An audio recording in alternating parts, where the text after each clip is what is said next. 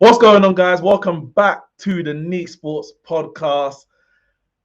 Today is a bit different. Usually, Formula One is at the end of it. We have a little discussion at the end of the podcast. But this is the biggest sporting event so far this season. Sunday is going to be a madness. Over in Abu Dhabi, we have Max Verstappen versus Lewis Hamilton. One chasing their first ever Formula One title, the other chasing history. Lewis is trying to make it eight. And this season, it's come down to the wire.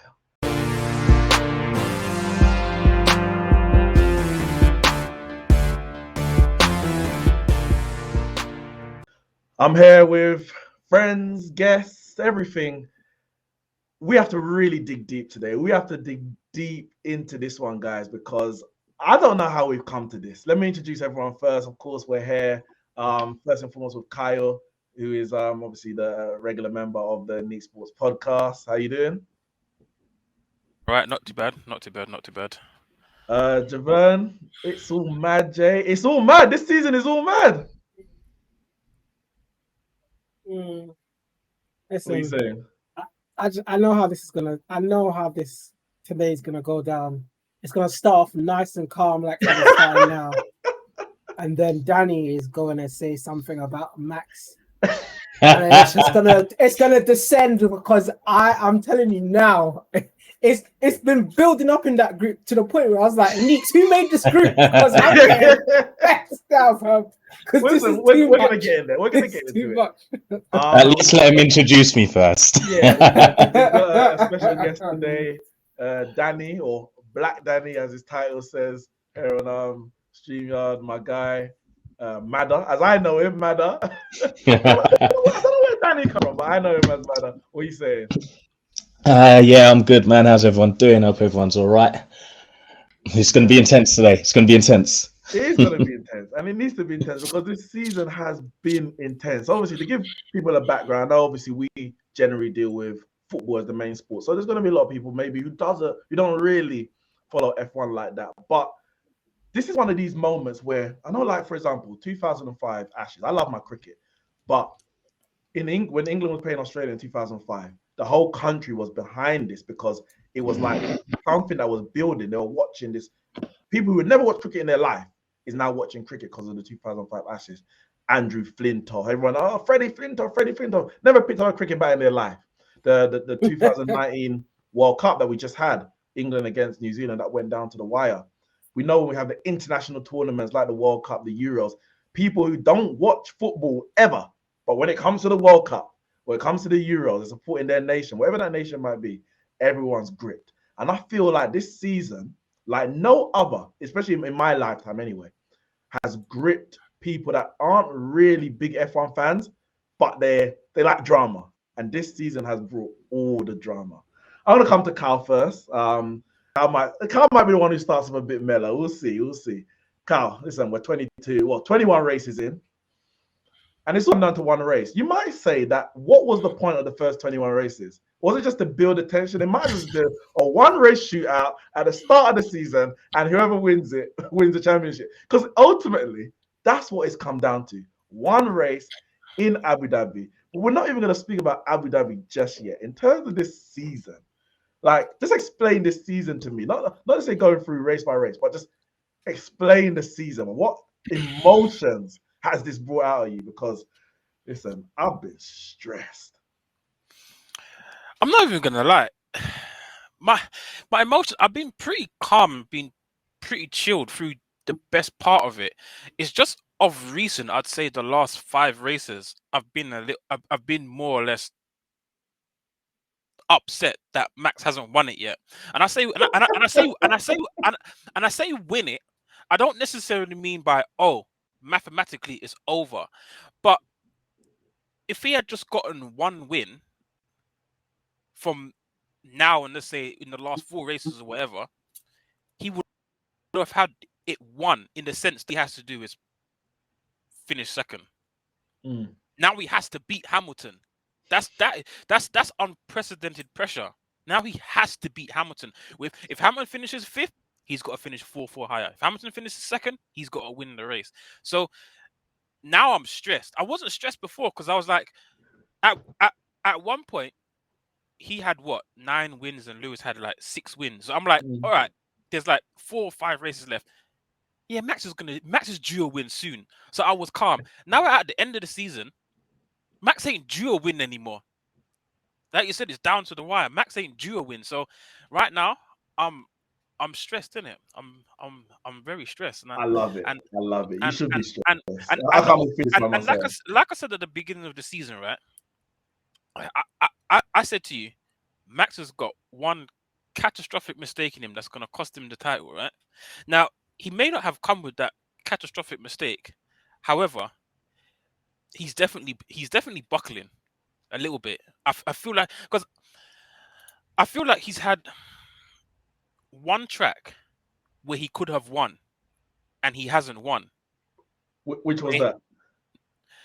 It was the one before Brazil. What's it called? Mexico. He won that race. He won. There was a Turkish Grand Prix that Valtteri Bottas won.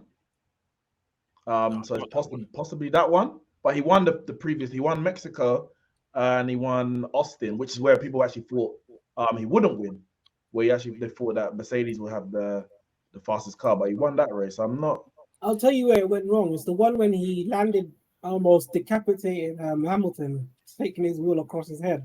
But that was the race that Hamilton should have won or should have beat Max. That was Monza, wasn't it? If anything, that was good. That was a good result for him.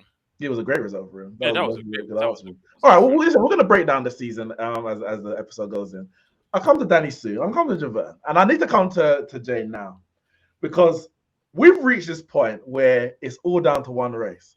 But maybe I might be underplaying it, but for your sake, I'll say for 1 month at least, probably more. I'll say 2 months. You had given up all hope. You were like, "It's done. It's over. Why are they still racing? Give Max the championship." And I was race 1. What do you from mean? race 1. Race 1. Well, Hamilton won race 1, and he still said it must have been from qualifying. No. It was from race. No, I said this is going to be a mad.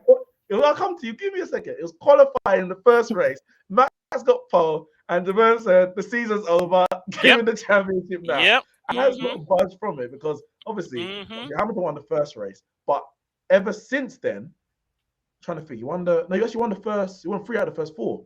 But since the 5th race, Max has just gone on a winning and a podium run where he's always up there, always ahead of Hamilton.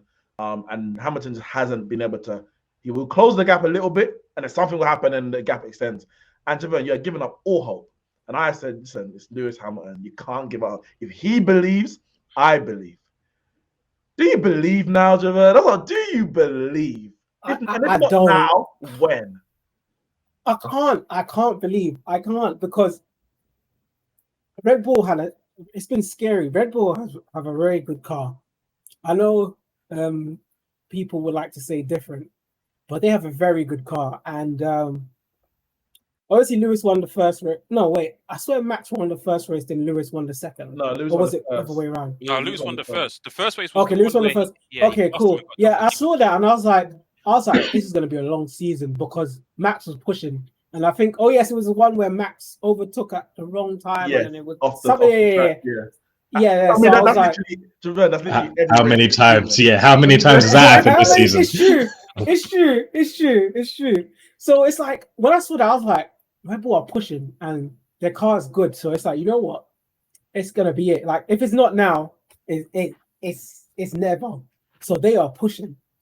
And then Lewis and then Max won the next race, and I was like, this is it, because I've been watching Formula One for a while where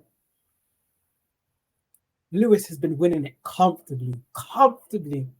And the last time this happened was when Ferrari had a good car, but then it turned out to be illegal or whatever, and it was disclosed, and then never to be spoken about what happened with Ferrari, and they've just been in the wilderness since.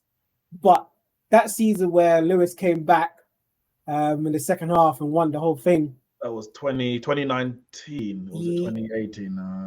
2018, 2018, Yes. where Yes, 2018. Vettel ran into the wall in The Germany. war. Yeah, when it was. And it all Yep, I turned on remember. I can never forget that day. We were on the way to Bournemouth and we were in the car. There's a Ferrari in the wall. And I was like, which one?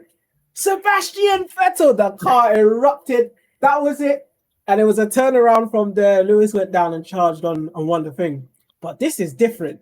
Max is dirty. He is absolutely dirty. He is filthy. He is a mad driver and he gets away with it. It reminds me of Carl when he plays F1 on the computer. The guy would just overtake on corners, going over the track, exceeding track limit. Oh, listen. And that's literally what I see. And this guy, he does it all the time. And he does it and he feels like it's not wrong. Like no one else overtakes like this. And he does it. And he gets away with it most of the times. And it's just like, literally everything was in his favor. It's like the race where Lewis was second and he was stuck in like fifth. On the last 2 laps, the rain decides to come. The man took an engine, he was at the back, and he finishes second. Like the luck is just there. It's just and then this race of if no crash had happened, maybe Bottas might have been second. Maybe we don't know. But Mick has an accident. There was bound to be an accident anyway, but Mick has an accident. I mean, I've got my conspiracy. And then the race goes into chaos. Accident, by the way. Mick Schumacher, by the way, but maybe I'll delve into that later. Yeah, sorry, Mick Schumacher. And it's just like, there's just so many times this season. And then let's not talk about the showcase race where they ran around a safety car in the rain just to say they got points. Like, it's just the luck this season. Like, Hamilton's been pushing. And I'm not taking anything away from Max because he's a brilliant driver. Like, I can be objective unlike these other two. He's a brilliant driver, but there has been times where it's just been like, oh my goodness, like what can you do here? Like, what can you do? And let me come to what can you do? So I don't know. My hope, like, I'm actually sick to the bone that it has come to this, because Sunday is just gonna be some mad day watching this race, and I just know, like, I just feel it. Max will just be like, I've won this, I'm taking out Hamilton. Listen, I wouldn't be surprised. We'll come on to Sunday in a bit. We're not there yet. But yeah, Zeri, I'm just sick to the stomach right now, man. I'll come to Danny now. I would say you don't have a dog in the fight. Neither does Kyle, because you're both Ferrari fans. But you also obviously I've got a dog in the fight. We're also board members of the Anyone But Hamilton Brigade, and you rep that very, very proudly. The both of you do. Shout out Ramsey as well. He can't be here today. Doing this thing. Congratulations on that. I ain't gonna say too more. I don't know how public it was to make certain stuff, but congratulations on everything that you're doing. But you do not want Hamilton to win. You made that abundantly clear, and we just get the elephant out of the room if it's even an elephant. This season, how has it been for you in comparison to all the other seasons that you've watched F1? Because this is right up there with the best. Like, it's top 2, and it's probably not 2. Listen, I've been watching F1 for all my life. This is the most, in my adult life, this is the most intense season that I've ever seen in my life. And I'm just shocked and amazed that I am getting to even witness this. So let me just put that out there first. Now, I am part of the Anyone But Hamilton Brigade because I'm bored. And I probably would have been bored if I was this age when Schumacher was winning everything as well. I'm sick of it. I'm sick of him winning everything. I'm sick of that Mercedes car being the best car. I'm sick of him having no challenges, right? When Ferrari had that illegal engine, I was like, go Ferrari, of course, bit of a Ferrari fan. But now Red Bull have a car, and they've built a car that can actually go toe-to-toe with the Mercedes. Now, we've had discussions elsewhere about which car is better. Doesn't matter. The two of them are basically equal cars. One of them's better at corners, one of them's better at going in a straight line. Now, we've got two completely different types of drivers. We've got Hamilton, nice guy. The guy who's going to just drive around the track, and it's going to be good, and you're just going to watch him drive around. It's going to be a little bit of fun to watch. And then you have this young talent, Max Verstappen, who's going to do absolutely anything it takes to win. And you know what? I appreciate that. I appreciate a man who can go anywhere. He will bend the rules wherever he can to make sure that he's going to win this championship. And I don't know how anyone can sit there and be like, this is not what I want to see. This is not what I want to see. I don't want to see any of this. I want to see this. I want to see you pushing the limit, pushing the rules, pushing wherever you can go. Even as much as Christian Horner's annoying me, I want to see you guys. Christy. I want to see you go into. I want to see you going for everything. You know what I mean? It's been an emotional ride. I'm an emotional wreck, and this Sunday I don't even know if I'm going to make it back to work on Monday because I'm so scared about what's going to happen on Sunday. No, listen, I hear you, and I'll just say, obviously, everyone knows I'm a massive Lewis Hamilton fan. I've always liked F1, and I appreciate Michael Schumacher, always have, and I even appreciate, like, I like Ferrari, but I made no qualms in saying this. When I saw a black man, the first black man, as far as I'm aware, there might be someone that might say it's like a one-drop rule if you class it as America, who came before. But as far as I'm aware, the first black man to race in Formula One, at least to win anyway. And I saw this man stepping onto the track, and my love for Formula One went up tenfold because I'm like, this guy, he never came out and said, I'm representing the black community, but I saw me in that car. I'm like, go on, Lewis, do your thing for all of us. And the way that Formula One's set up, it's not a case of, necessarily that Lewis does it. Now, all these black people get involved. No, because you need money. And just because he's got money or his dad was able to get him through it, doesn't mean everyone is. But it was still good to see some representation in Formula One. So I made no qualms about my staunch support of Hamilton. And I want him, like, him winning the championship comfortably doesn't disappoint me because he's won the championship. But I do agree that as much as I hate how dirty, and we'll get onto it, we might want to debate, but how dirty Verstappen is, I think you put in the group earlier today. We need it. We need Verstappen because this is what makes sport great. It's the protagonist. One, you said, complete opposite driving styles. Lewis Hamilton going serenely about it, just driving quick, driving clean. Verstappen's like, well, I'm like, yeah, you've been winning all these years, but this time I'm gonna win. And if it means that I have to do this to win, like, if I don't have to crash, I won't. But if I have to, I'm gonna do it. Because if he didn't do what he was doing, he would never beat Lewis Hamilton over a season. He wouldn't do it. If Verstappen didn't drive how he drove, he would not beat Lewis Hamilton over a season because there's many other drivers who are like, bro, I'm gonna go for that corner because it's a bit risky. But he takes that risk, and other drivers on the circuit for me know him, so they're like, you know what? Now because I know he's gonna take the risk, and I'm not as risky as him, I'm gonna give him the space. So he gets that lead where you get people like Bottas, who he could be in the fastest car in Mercedes or one of the fastest cars, top two, and he's stuck behind an Alpine for 25 laps because he's not willing to take that risk, and other drivers don't respect him.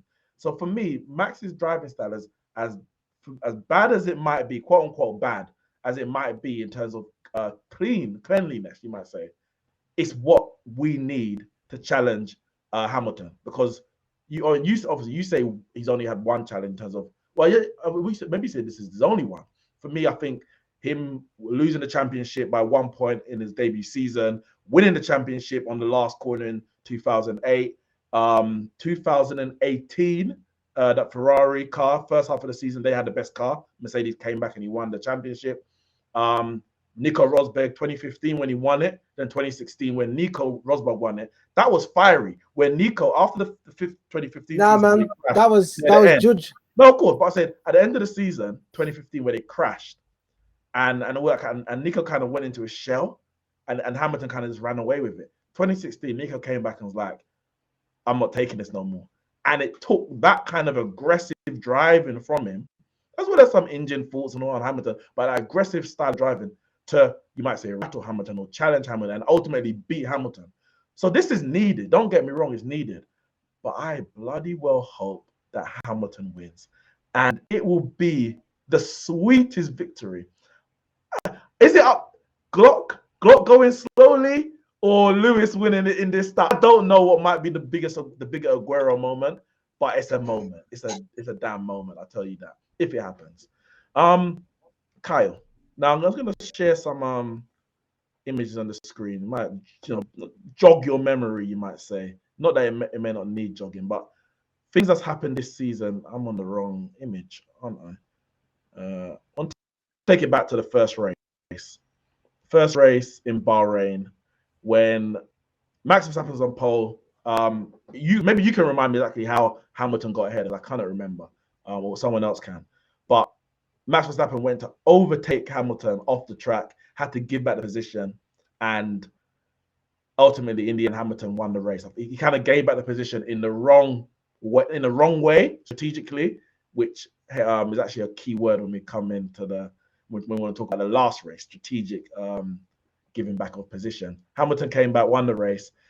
Did you know at this moment that we had a title fight on our hands? You're muted. Sorry. No, at that moment, I didn't think we had a title fight on our hands. Obviously, it was one race, first race, and obviously we were just back from a long period of COVID. Lewis might have just be shaking off some rustiness. I wanted to give it a bit more time to marinate for me to say, yes, this is Max's chance to win a title. He's in it, one of the favorites. I wanted to give it a little time. However, from that Your image, camera's gone, by the way. yeah, I think I kind of banged the table and knocked something out. I'll fix it in a second. From that image, I believe now hear me. There are a couple key moments during the season, and since we're on the first race, I wanna talk about this incident here. If I remember correctly, Max gave the place back after they passed this fast sweeping right-left, and he gave the place back. Obviously, in his head, he's probably thinking the DRS zone is coming up after the hard left, after the left, and then they're going to go down the straight, and he's going to have DRS, and he's going to give him another chance to take him back. But there is no possible way that the stewards could have instructed Red Bull to give Max back, to tell Max to give Lewis back the place it happened in the space of about 2 to 3 seconds. That was a Red Bull team order. Yeah. They immediately told him to give the place back. Now, we don't know if the stewards would have told Max to give the place back. And the reason why I say that is because there was a very similar overtake that happened on that same track on the same day where they never told. I believe, if I remember correctly, I believe it was with Fernando Alonso. I think it was Alonso that did an overtake. But it was someone. I just can't remember who it was. And they never told him to give the position back. Now, Red Bull wanted to play it safe because they kind of knew that if they were told to give the place back, then it would have probably been too late into the race for Max to come back and win. They might get a time penalty if he or get a time penalty. So they told him instantly to give the place back. And I think they felt that their car was fast enough that, all right, we'll just get him next time. Yeah. But he had already spent too much time in Lewis's dirt, and he just didn't have enough to get another overtake done. So that there is one key moment and a couple of points dropped for Max. I feel like it wasn't worthy of him giving the position back. Personally, I don't think it was. Danny, no bias from you. I know it's very difficult. I don't know if you remember this race. I'm sure you do. I remember this race clearly. Do you agree with Kyle that he probably shouldn't give the position back and leave it to the stewards? I remember that was a lot of the discussion at the end. Maybe he should just leave it to the stewards and see what they say. So I think personally he shouldn't have given it back. I think that Red Bull got a bit rattled earlier on in the race when everyone was missing the track limits. There were no track limits in Bahrain. Let's be honest. There were no track limits in Bahrain. So I don't think he should have given it back. I think he should have just rode it out. But Red Bull definitely got a little bit rattled by the message that came through from the director to say, stop taking the mick now, guys. What's the director's name? Michael Massey. We'll get to Michael Massey. We'll get back to Michael Massey. So the directive came with, and let's not forget that it was Hamilton who was taking the absolute P with the with the runoff area. And then the directive came through because Red Bull actually said, well, Hamilton's doing it, we're going to do it too. So I think everyone got a bit scared after that. And when this move happened, Red Bull preemptively said, give the place back. And I think they should have just left it. I think, look like this. I said we'll talk about Michael Massey in a bit, but considering how the season's gone, they retrospectively anyway, they probably should have kept their position because Michael Massey doesn't have a clue what he's doing, and they would have probably won the race because I just don't think there's much direction or control from the race director anyway. But they say hindsight is a great thing at the time, and I still believe I believe Max should have given a position back, and I believe if he didn't, he should have been given a time penalty as well. But as quick as the Red Bull was, I believe even with like a 5-second time penalty, he would have still won the race, probably by more than 5 seconds. The reason why he just couldn't get past is that Hamilton's defense was good, his tires were wearing down, Max's tires were wearing down, and obviously he was just running out of laps and tires to actually complete the pass. Now, Javern, this picture is from Silverstone. Now, this was, for me, this was the moment the championship battle really heated up. Because we had all these incidents. We had the first race incident. You lot probably, Kyle and Danny especially, probably better remembering each track and what happened. But there was a few tracks where, especially on that turn one off the start, Lewis would cede position, or Max will make a cheeky inside or push him out wide, and Hamilton will cede position. Max will go forward and win the race. And there was about, I think, let me think, it was about three or four races. It was 4 out of 5 races in a row that were all won. Well, 5 races in a row that were all won by Red Bull. 4 of them being Verstappen, Monaco, which was what Bottas got. Yeah, that was peak for Bottas in the pits at that time. But Bottas had his issue. Then there's a French Grand Prix that Max won. And yeah, we won 2 in the Austrian Grand Prix. And at that point, I can't remember what the table was saying, the championship table, but it was looking very peak. It was bleak, bro. It was bleak. And Lewis had to do something at his home Grand Prix. Now, this picture is on Cop's Corner. Everyone, if you didn't know before, now you know what this corner is called, because we didn't hear anything but Cop's Corner is a high-speed corner. Nobody overtakes on Cop's Corner for about a week straight, if not more. For me, this is, as I said to her, this is the moment for me where I said, this championship race is heated. There is going to be no quarter given from here. Now, obviously, Lewis got the penalty for it. I think it was a 10-second penalty or maybe a drive-through or stop and go. I can't remember now exactly. Sorry, it was a drive-through or stop and go. I think he got. No, I think it was 5 that he got. I think it was 5. No, but he definitely had to go. No. I can tell you, he got 10 seconds. He got 10 seconds. He got a 10-second stop and go, and 10-second stop and go. Yeah, he got a 10-second stop and go. Came out way down like 15th, and then just came back. And was it that bad? 15th? I don't think it was. Yeah. Well, I know it was definitely far back. Okay, maybe it was. He was far back. Yes, then he made his comeback through the whole definitely pack. A 10 second. So 10-second stop and go. And he came back and won the race. Now, Hamilton won the race. Verstappen started tweeting or on Instagram, how can you celebrate when I'm in hospital getting, to check up, whatever. But how can you be celebrating like this? There's no class, etc., etc. Yes, he got the penalty, so the move was illegal, so to speak, or outside the regulations. But was Lewis right to do what he did at this moment, considering everything that happened in the past 9 races of the season? Or was it dirty from Lewis? Javern?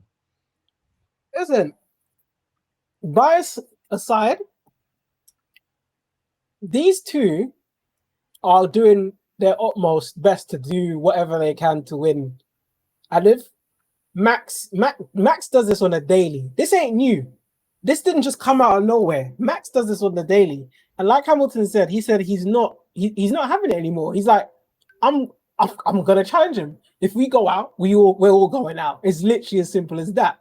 And it's just that this move here that he done is luckily Hamilton gets away with it, because 9 times out of 10 this crash happens, both cars are out. I'm not lying. It's just luckily that he made it through. And I'm not saying, you know what, it is what it is, it's racing, because Max does it as well. And what can I say in it? The penalty is there, and I'm gonna call it. If Max does it, it's dirty. If Lewis Hamilton does it, it's still dirty. I'm not gonna be like how I've seen people this year with them both. Max. It's just been will be ridiculous. Max ended up on top of Lewis's head. We'll get there. We'll get there. I know we'll get there. I know we'll get there, but I'm just trying to make the point here that Max does no wrong, and it annoys me to high heavens. But when people can't look at it, you know, without any of their tinted glasses on. But they both you like you guys have said, you have to do what you got to do. Lewis was seeing the championship slip away. I saw it from race day 2. Championship slipping away, gone. Was it Austria that was literally Control C, Control V? Right? It was literally Austria, Max was clear. He was clear. And it was all hopes of just going. I'm sorry, my hopes are still gone. But you have to do what you got to do in it. And he said, you know what, I'm going to do. And he put himself there. And he knows that Max ain't going to pull out. Max ain't going to cede. Max is never going to do it. He's never going to do it. So let's see what happens here. If I push the limit, maybe he might concede. He didn't. And then he ends up spinning himself out here. It's crazy. This whole thing about celebrating about when he's in hospital, like, unless you're dead, then we're not celebrating. But you're alive and well. Like, get on with it, because, like he said, we'll get there. He also didn't do his thing. He didn't also check on Lewis when he was on top of him. So, in all honesty, like, this whole checking up on people, they don't even like each other. So who's going on? Carl, unless it's all for the Netflix thing where there's actually a script that they're following. Well, I think his father, Josh Verstappen, came out and said, maybe I think it was yesterday even, that Lewis is probably the only person, in terms of the drivers on the paddock, who he doesn't really have a relationship with. Like, they just walk past each other when they see each other. So I think it's definitely something that, you know, Lewis and the Verstappen family, or maybe the Hamilton family, and the Verstappen family. Carl, something Javon mentioned about Max was never gonna. Oh, is Nat in here? No, he's not. Max was never gonna give that position. Considering what happened, and obviously the effects of that shunt at the high speed, etc. Are you surprised that Max hasn't changed the way he's driving, considering that this is I'm not saying it was his fault, by the way, but it's like, this can happen if I don't see the position, or if I don't, or it's just a case of, well, if I do it enough times, or if I keep my aggressive style, it's got me so far, so I'm going to continue doing it. Because some people, like I said, in 2015, when Nico and Hamilton had their crash, for me, Nico went into his shell and didn't really want to challenge anymore. You know, like people like Vettel, who's a 4-time champion, but when it comes to wheel-to-wheel racing, he most of the majority of the time he comes out second best, because I just don't think he's very confident going into those battles. Are you surprised that this didn't shake Max at all, or in some way maybe it's just strengthened him? You literally took the words right out of my mouth, because I was gonna say the same thing. If you look at Nico Rosberg, you look at Vettel, who, again, like you said, isn't the best in wheel-to-wheel racing, and even if you look at Valtteri Bottas, who even at times, I think this season, correct me if I'm wrong, Dan, but I think this season Valtteri Bottas has more positions from qualifying than Lewis Hamilton this season. Yeah, that's correct. Yes, he has more pole positions than Lewis Hamilton. So it's not that he's exactly slow. He's qualifying fast. He's out qualifying the 7-time world championship more times this season. So the fact that he's got more poles, but his driving style is so passive and so lackadaisical that once Hamilton has passed him on track and his race pace, the thing about Hamilton is Hamilton has great race pace, and you're never gonna be able to outright just say, you know what, I'm going to outrace Lewis today, unless you're absolutely miles clear, like when the Red Bull was just far superior in in Austria, the double header in Austria, unless the car's just miles clear, you're never really just gonna outrace Lewis Hamilton. So if Max took a change in his mentality and said, you know what, this actually can happen to me, let me ease off a bit, what would end up happening is Hamilton will get past and Hamilton would race away. Hamilton needs to be in Max needs to be in Hamilton's head. He's in Hamilton's head, and that's where he needs to be. In the fact that if he outqualifies him, Hamilton's thinking, well, going into the first corner, Max is always going to brake late. I can't force it down the inside because Max is going to cover it off. He's going to brake late like he always does. And even if Hamilton's on pole and Max is in second, Hamilton's thinking, where do I cover? Where do I leave enough room? Because Max is going to come.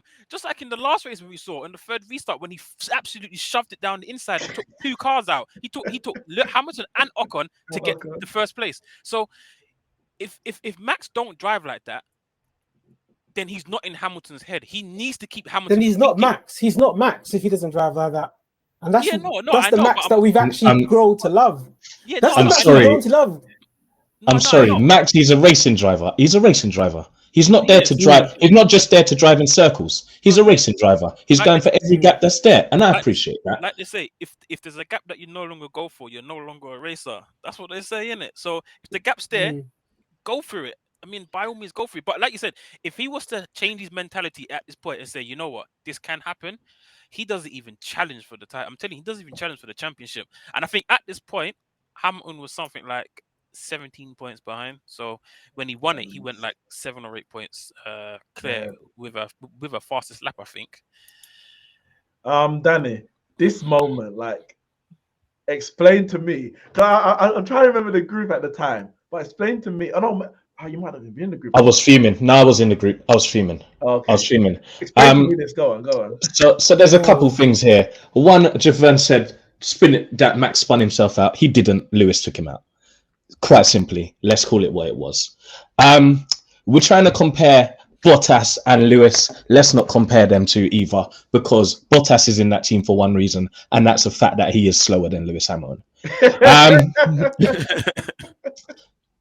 So Lewis, we're talking about will-to-will race drivers, and we can't say that Lewis is a great will-to-will race driver. I'm sorry, we just cannot do it. Lewis Hamilton has been at the front for most of his career. When he was, whenever he gets challenged, or whenever he has challenges, he crashes. He has crashes. He's not. We are all remembering from 2017 onwards. Let's remember, crew cut Hamilton was dirty. Early Mercedes Hamilton was also dirty. All right. Max Verstappen is showing Lewis the respect that he deserves. All right. You don't go up against a 7-time world champion when you haven't won any championships yourself. You have been in a worse car for most of your time. Right. And now you know that you need to be in front of this guy, and you need to stay in front of this guy, because let's be honest, Red Bull chasing down the Mercedes is not the Mercedes chasing down the Red Bull.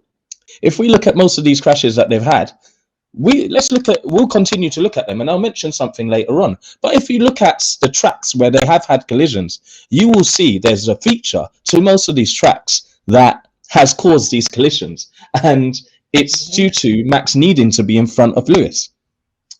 In this incident here, Lewis needs to do more. He needs to do more to stay out of the way. He doesn't, because what are we doing? We're racing. And fair play to him for doing that. However, we can't now go later down the line and say, well, Verstappen's doing the same thing. Well, we're telling him off. We have to be fair to the both of them. I'm going to challenge you on one thing. Well, not just one thing, but the first thing is about. We're going to be here all night. Say again. We're going to be here all night. I can't tell. We're going to be here all night. No, we're going to get through. We're going to get through. But Lewis being a great wheel-to-wheel racer, it's not his strongest attribute. His race pace, as I mentioned, is probably his best. His wet racing is another. You're comparing to, like, he's up there with the all-time greats when it comes to wet racing. But yes, it's not his best attribute, but it's for me, it's of more than an adequate standard. It's good enough that he can overtake people. That was one of his traits in F2 and the junior cut was that he loved the overtaking. He would get up behind people and make the moves. No, he's not necessarily gonna go wheel to wheel with them, as in literally touching, bumping, but he was not, because he was known as like a clean racer. When he's making the overtake because it's a clean overtake, as opposed to I see a gap, so I'm gonna go for it now. Where sometimes you might say, all right, there's a gap, but I don't want to go wheel to wheel. I don't want to touch. You're overcomplicating something very simple that you can say. Let me line him up next time and take it maybe the next lap. But when it comes to racing, overtaking, he's very good at that. You're overcomplicating. Lewis Hamilton is quick. It's very simple. Lewis Hamilton is quick. Yeah, he can usually take people in a straight line because he is very good at cornering. He's very good at getting around a corner and getting a very good exit out of a corner, right? Lewis Hamilton is quick. Wheel to wheel, you both go into that same corner together. Lewis Hamilton most of the time ain't making that overtake. Or most of the time he's hitting someone. Let's look at Albon. Let's look at him as Albon a couple of times. Wheel to wheel, takes him out twice. It's a fair point. It's a fair point. But for me, like, okay, a lot of the times when he's gone in with Max this season, for example, and he we'll get to that the race that we just had. But there's instances where, all right, he's been pushed wide, and as opposed to trying to make the corner at the risk of crashing, like a Verstappen might do, he sees, and it's like, oh, Lewis came out worse from that wheel-to-wheel racing. When for me, it's more strategic. I think he spoke about it in a recent interview where he said, you live to fight another day. I try and make that corner, and the corner's not actually really there. It's only there if the other driver allows it to be there. When the other driver's Max, he's never going to allow it to be there. So Lewis is only then going to take it when it's impossible for Max to defend it. That's the way I see it, especially when it comes to this season. But as I said, for me, it's not his best attribute, but I think it's not one I say, oh, I don't trust Lewis Hamilton when it comes to wheel. It's something like that. But we're not gonna drag that discussion. All right, so this race happened. It was a big outcry, war of words between Lewis and Verstappen, and then we had Javern's favorite moment, where Max ends up on top of Lewis. Now, if I believe this is at Monza. Correct me if I'm wrong. This is ridiculous, man. Lewis came out of the pit lane. I think at a slow stop. Lewis came out of the pit lane. Max was directly behind, obviously coming down much quicker down the pit straight. And obviously he tried. Other way around. Max had the slow pit stop. Oh, Max had a slow pit stop. Yeah. Max was Max was way in second behind Daniel Ricciardo, and he pitted very long stop. Apologies. And Lewis was coming down quicker, obviously down the pit straight. Max got onto the track and obviously parked his car like Max does, where the other driver can't get past. In this case, Lewis Hamilton. Knowing that this track was well suited to Mercedes, and if he didn't get track position, the race was gone. The championship lead, because he had a lead at the time, the championship lead would have been gone because Lewis would have obviously got ahead of Max and then taken whatever cars he needed to in front. So for me, this was the moment for me. And there was other moments where it was like, oh, Max, you're going too far, but cool. It is what it is. There's runoff areas. This is the crash. This was the one where I was like, this guy is filthy. Where it was like he would rather crash them both out the race than actually try and race fair. When I say crash them both out of the race, it's not a case of I'm trying to make a corner and it happened. For me, his mindset at this point was like, it's either I'm going to be leading or we're both going out. I don't care how it happens. And I'm just like, really? Like, I know you've had your issues when it comes to Formula One, because remember when he came in as a young driver, all the senior drivers, had issues with him. They made like it was a gentleman's agreement about moving the braking area. If I'm correct now, it's literally a regulation, like a law. You cannot move in the braking area because Verstappen kind of always pushing the boundaries. Well, it's not law, so I'm gonna do it. And he was like, I'm gonna take him out. I don't care. He's not beating me right now. He's not, because maybe he feels hard done by because he had a slow pitch stop. This is the moment for me when I just said, this gloves off. It's completely gloves off. And I would, at this point, I despised Max. I didn't despise him before. I thought, oh, well, I want to beat this rival. I despised him because I just thought, this isn't racing anymore. I know you said he's a racer, Danny, but I don't think this is racing. This is just, I don't know what is this? You can't tell me this is racing, Danny. Am I allowed to swear? There you are. Because what you just said, there was some bollocks in there, mate. Like, I have to say that. Basically, I've watched this incident so many times from so many different angles. Watch it too much. By the time you watch it 100th time, now you're convinced that it was Lewis's fault. Like, no. I'm not gonna say. I'm not about to say that it was Lewis's fault here. I'm not about to say that it was Lewis's fault here. To the surprise of probably everybody who's in here, it wasn't Lewis's fault. They went into the corner. They went into the corner. No, they went into the corner, and Max does what he does. He goes for any space that is there. And when he goes in to that corner, the space is there. The space gets closed out. It was Lewis's corner. Max bails out of this corner and hits the sausage curb. And that's what brings them into each other. He didn't go straight into Lewis in this corner. He hits the sausage curb and he hits him. And they end up like this. But you say the corner was there, but seeing a gap and the corner being there is two different things. No. The gap is there because you can't have your car across the whole track. But the corner being there and a gap being there is two different things. No, but remember the nature of this corner. Remember the nature of this corner. They were going to make it. Lewis moves over to the left. He makes his turn early. It's his corner. He's entitled to do that. He's going to come out that corner ahead is the point I'm trying to make. Whereas he felt that he tried to, but he was never going to. So for me, of course you're gonna try to. The corner was there when he took the right. The corner was definitely there. When you go into the left-hander, when you go into the left hand, then Lewis has closed down the angle. Now you've got to bail out, otherwise he would have hit him earlier. He's bailed out. He's hit the sausage curb. They've collided. They've ended up like this. I think what he was trying to do was completely fair. And if we're going to say that Hamilton is a passive driver, you are completely going to go for that space. Hamilton closes down that space very, very well. He does a very good job there.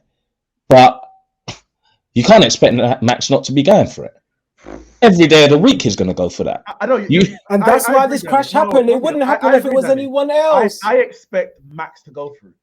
I don't expect any other driver to go for it. I disagree highly. I disagree so much. There was a lot of space when they were turning right. There was so much space for him to go. Lewis closes down the angle, as he should. But if you don't want to not be in the position to make that corner, if Lewis decides runs wide, locks up, does anything like that. So you have to put your car there. You have to put your car there. If the angle's there for you to go into, angle gets closed down in the second phase of the corner, he bails out, he hits a sausage curve. So for you, just like a racing incident? For me, it was a racing incident. Member number 2 of the Anyone But Hamilton Brigade, thoughts? I don't know who you're referring to, mate. You know exactly who I'm referring to. Nah, I agree with Danny. No surprise. Go on. Sorry, go on. Let me not interrupt. I just think it was a racing incident. I mean, it's like because when Max comes out of the pit, Lewis takes the kind of like middle line. Because remember, Lando's in the picture as well. You can't forget that Lando's in the picture. So where Lando is positioned forces Lewis to make his position in. So Lewis takes up a position kind of in the middle of the track, and so. And Lando's defending from Lewis, so he's kind of middle right of the track. So Max can't send it down the inside, because if he goes down the inside, then Lando's car is there. So the only way where there's 100% space for him to work his magic is down right on the outside, which When you is say far magic, you mean crash. whatever it is, whatever he thinks he's about to do, he knows that he can't do it on the inside, down the right hand side, because Lando's car's there in the way. Remember, Lando and Lewis come flying down the back straight, and they come flying down. So he's coming out the pit, and he's like, "All right, cool." Set could have an extremely long pit stop, so he's probably flustered already. Like, oh my god, my team's thrown my race away. Duh. He's probably upset. He's probably irate. And he wants to get the position back as soon as possible, as quickly as possible. Now, in hindsight, he probably should have taken his time, because although it's a Mercedes track, he's on fresh tires. He might have been able to do a thing on fresh tires in it, fresh set of scrubs. However, he's wedged his car way out on the outside. Literally, his wheels is touching the white line, the paint. His wheels is literally touching the paint. He's so far left. He breaks late into the corner, as Max always does. As he always does. To get his, That's all he knows. Mr. Break Late. That's why they call him Mr. Break Late. No, but to be fair, credit to Max, because there's so many drivers who break late and miss the corner. Max makes the corner. When I say makes the corner, when he's wait, let me. Did you watch the finish. season? Let me finish. Sorry, let me finish. Apologies. When he's racing and he's not racing to crash someone, Max makes the corner. Like, for example, again, last race that just went by, when he broke late to take the two cars, he broke extremely late, but he doesn't fly and completely miss the corner. Or like when Michael Schumacher, back when he came back out of retirement and completely missed the corner, nearly flew out into the barrier. Like, he doesn't, like, he timed it to perfection. Like, it's almost like the ultimate braking zone. Like, either he's good at it, or the Red Bull just have better braking than any other car on the track. I don't know what it is, but he's good at it. So he does what he always does. He brakes super late into the corner. However, he keeps the corner in the sense that he keeps it on the track, that he stays on the outside of Hamilton as they complete the right turn, the first corner, and are coming up directly into the second one. They're side by side, and like Danny said, Lewis cuts the angle off, and he's taken corner nice and early. Like with title 2, Max needs to bail out of the corner, and I think at the time the discussion was, should he have taken the drive off? Obviously, if you take the drive off, you chance ruining your car by going over the several sausage curbs that are there, and so he was too far. He was too far along to take the drive off. He was way too far along. He'd already made the corner. Yeah, and so Max had put his car. I'm of the belief that Max put his car there of keeping the faith that Hamilton would keep his car positioned where it was going into the next corner, and they go into the next corner side by side. But Max knows that if he was in Lewis's position, he would have done what Lewis done. Yes, we know. So he's expecting of others what he's not willing to do. No, you're right. No. You're right, but I would think the same thing as well, because it is known that people know that Max does XYZ, so they give him the extra space that's needed, because they don't want to ruin his race. So he's probably thinking, yeah, if I do this, I'm gonna get the space. So basically, he's privileged. He gets the gifts that no one else. No, you have to be there to pick up if there is a mistake. You have to put your car there. You've got nowhere else to put it. Every race. Of course.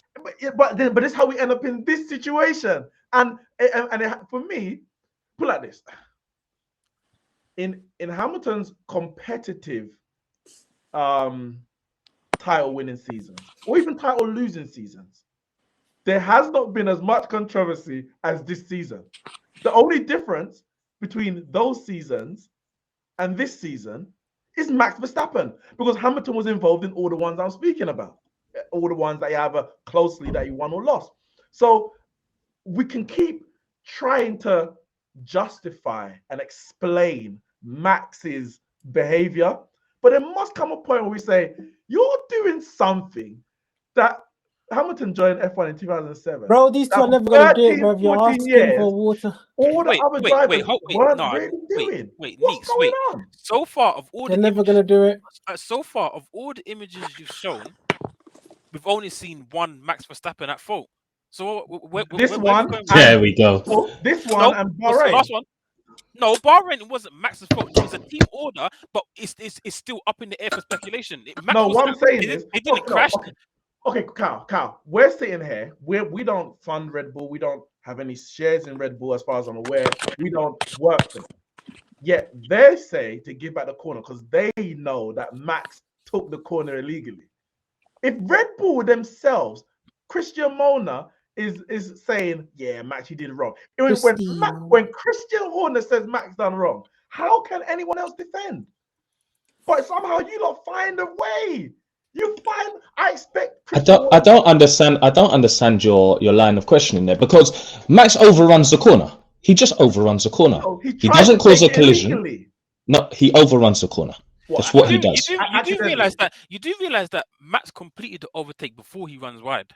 No, he completes the overtake before he runs wide. I'm talking about Bahrain. Bahrain. Bahrain. He completes. He completed the overtake before he ran wide because he took the position with too much speed. So he didn't take it. If he took it properly, he would have made a corner. But also in the same race, what I'm saying is an identical overtake happened and no penalty was given out. So I don't understand why Red Bull thought that they had to tell Max to give the position back. You let the stewards give, and like you said, even if it was too late for them to say give the position back, we give you 5 seconds, he probably would have gone on to win by more than 5 seconds. Red Bull shouldn't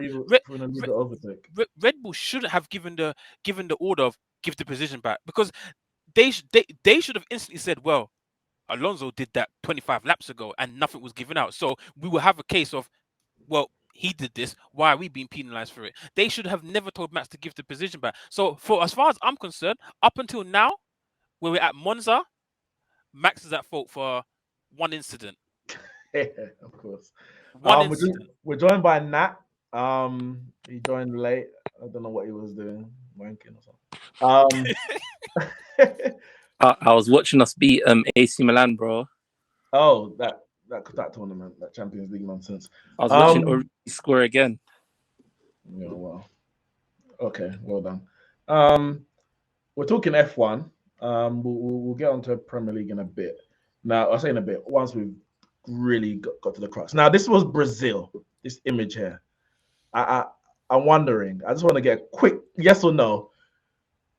Carl, Danny, Javern, who's at fault for this incident here? I just want to know where we stand before we have to really dig deep. Who's at fault of this incident here? Who's going to go first, mate? No, I just want to get a quick answer. Like, it's either Max is at fault, Lewis at fault, or racing incident. And then we'll delve into it. Consensus. It's a racing incident, but Max fucks up. Okay, Carl? Max is at fault. Javern? Max. Nat, if you even know what we're talking about. It's Max's fault still.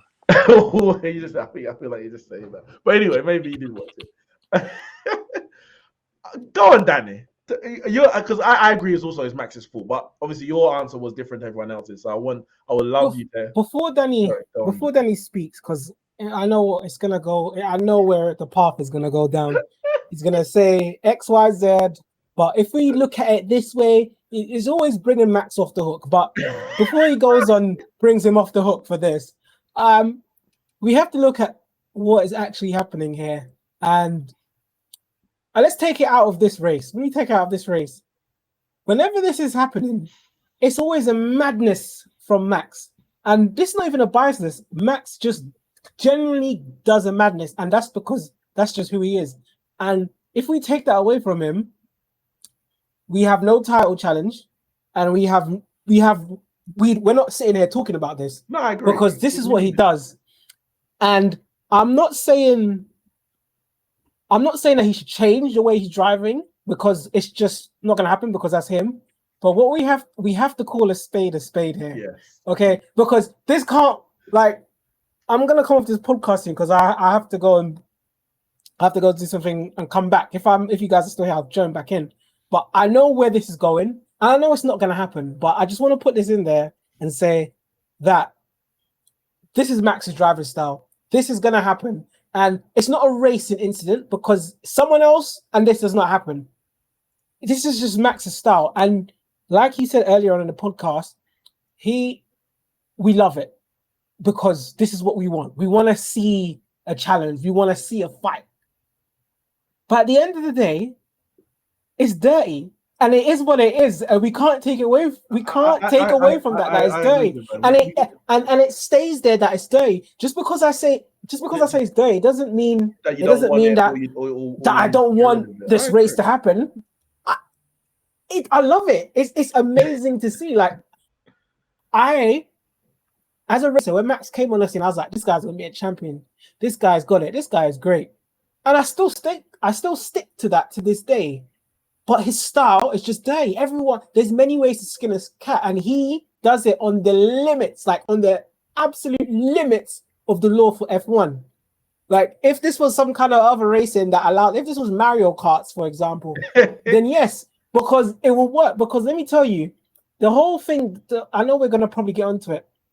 The whole switcheroo, I know we're moving away from it. The whole switcheroo reminds me of like when we play Mario Kart. You see the blue shell coming, you drop back to second place. So it lets the person that overtakes you first, and then you go back where you're going.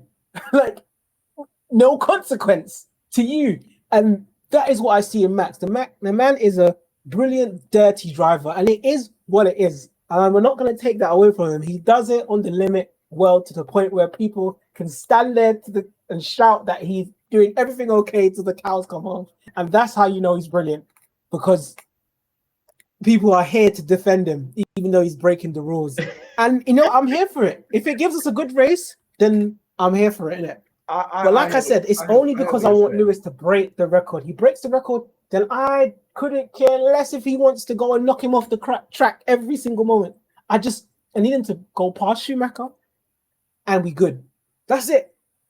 That's it for me, really. So here, once again, it's another Max pushing it too far of his limits, and it all goes wrong. On another day, sometimes your dirtiness, you can't pull it off because it's on the limits. So there's going to be times when you go over the limit and it all goes tits up. And this is where it goes tits up. When you have to go off the track, you know it's gone tits up. That's how I see it. And I know you're going to come now and take back everything I said. So go ahead. I hear you there. I'm just gonna say, if we're going by at the limit letter of the law, what did this incident get called? What penalty did he get for it? Got called a racing incident. There we go. Yeah. There we go. Verstappen tries to make that corner. It's that simple. He tries to make the corner. He doesn't. It's really simple. That's exactly what I just said. Did Verstappen try to make the corner? He definitely does. Or did Verstappen? Okay, let me phrase it differently. Was Verstappen's priority making the corner, or was it ensuring by any means necessary that Hamilton didn't? Because I think it's the latter. It was, if I make it, I make it, but as long as Hamilton don't, that's the most important thing. Danny.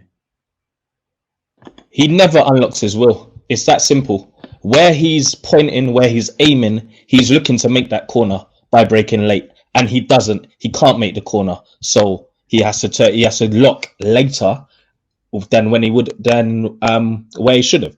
You know what I mean? He doesn't try to ensure that Hamilton doesn't make the corner because, for one thing, if Hamilton had noticed that he was going to run over, Hamilton could have just broke and just taken a position anyway. Hamilton doesn't realize what's going on. The thing with me, and I'm not saying, and I think we said it at the time, at no point did Max stare into Hamilton. We didn't do that. I'm not saying it was a dangerous move per se. I'm going to drive into Hamilton.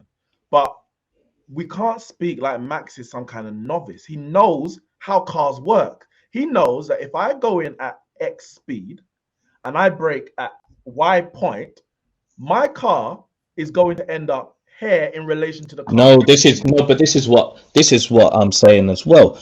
You need to take into account the fact that people lock up, right? If he goes any harder on the brakes as he's realized that he's messed up, he's gonna look, and then he's got no control over whether there's an accident or not. But Danny, He's going straight into Lewis. But Danny, we're then coming from a different pretense, because you're saying, if he, you can feel when you're about to lock, right? You can feel when you're about to lock, and it looks like in that corner he's tried to make that corner, realize he's not going to, realize he's going to lock, realize he's going to look up, and then try to fix it, and that's why it's gone down as a racing incident. No, but we can look at each incident and say whatever the steward says, that's what it was. But we have our own discussions outside of whatever the steward says anyway. So, you know, we can keep going back to that, but it's not going to take away from what you think or I think, whatever it is. I'm just saying the reasoning doesn't make sense, because where they are on the track and how they're going into that corner, if Verstappen's goal is to go straight across the track and go straight into Lewis can brake and just go around him. When you say if that is the goal, if that's a speed that he's carrying, and that is the goal, he always would just carried on going straight, and he would have been carrying even more speed than that. Listen, I'm not saying his intention was to crash out Lewis. I'm not saying his intention was even to run off track. But for me, he had no intention, and I say he had no. At no point for me, he was ensuring that he stayed on the track to make the corner. The priority was to ensure Lewis didn't. It wasn't to I'm gonna stay on track. I'm gonna hold my corner and make Lewis have to basically fall behind me, but by staying in track. He said Lewis ain't making the corner, and as I said, what I'm saying is, we're speaking like he's a novice, like he doesn't know how a car works.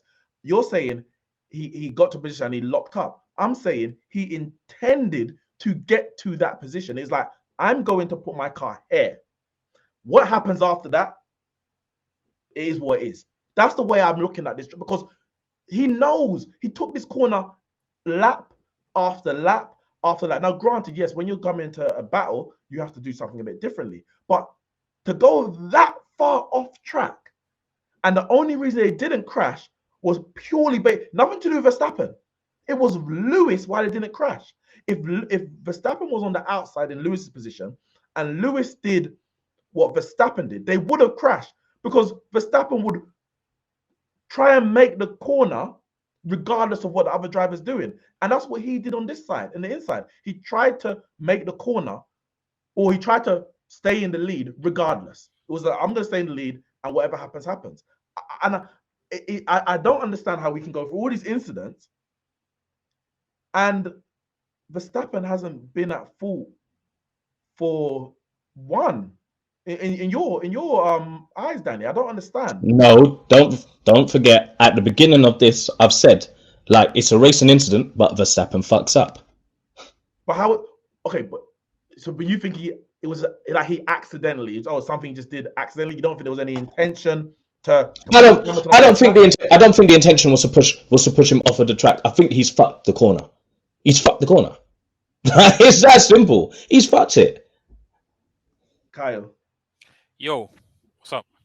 I mean, what's your thoughts? Did he intend to make the corner, or did he intend to push Hamilton off track, or was it just purely he got it wrong? He got it wrong. For me personally, the question was at the beginning, who's at fault? So I'm just looking at it as who's at fault as to why both of them went wide off the track. No, I get that. Yeah. Obviously, it's Max. Max mismanaged his corner and they both went wide. Cool, it's Max's fault. It's clear for everyone to see, but I don't think there's anything in it. It's not even that much of a big deal. It's just a minor racing incident. Cool, one guy messed up his corner, we both went wide. Get on with our day. Race finishes. If I saw it and I looked at it and I was like, I don't even see it as that big of a deal. Like, everyone's probably making more of a meal out of it because these two have probably been at it all season. So if this was the very first incident of the whole season, everyone would be like, all right, cool, Max messed up his corner a bit there, but Lewis got the win in the end, passed him later on, and cool. Bygones be bygones. Nothing in it. But because they've been there all season, No, every little thing is just escalated tenfold. I hear you, but then based on the fact that we've seen them all season and seen them throughout their careers, surely we can make a judge. Each incident should be judged in isolation, especially by the stewards. I 100% agree. The stewards should judge each incident in isolation. You can't say this is what was in his head. You need to judge by exactly what happened. But as fans, we can have a broader discussion. We're not making a judgment, our belief doesn't really mean anything in the end. But surely we can make a judgment about, do we really believe? I'm saying I don't believe Max. I believe Max intended to push Lewis off the track, i.e., I'm going to keep this position, or not necessarily push him off the track, but if you try and come on my outside, you will be off the track. I'm not allowing it. So much so that he ended so far off the track.